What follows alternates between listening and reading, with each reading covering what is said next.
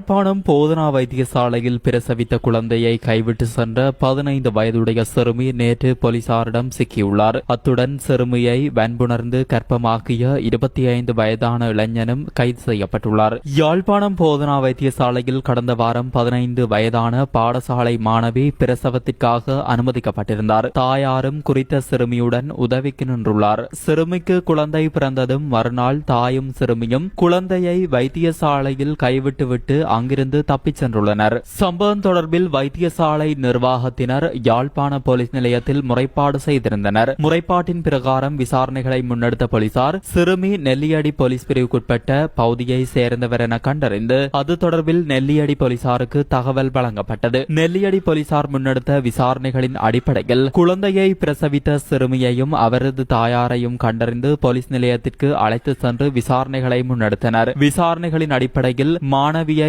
வன்புணர்வுக்குட்படுத்தி கர்ப்பமாக்கிய மல்லாவி பகுதியை சேர்ந்த 25 வயதான இளைஞனை கைது செய்துள்ளனர். கைது செய்யப்பட்ட இளைஞனிடம் போலீசார் விசாரணைகளை முன்னெடுத்துள்ளனர். யாழ்ப்பாணம் போதனா வைத்தியசாலையில் பிரசவித்த குழந்தையை கைவிட்டு சென்ற 15 வயதுடைய சிறுமி நேற்று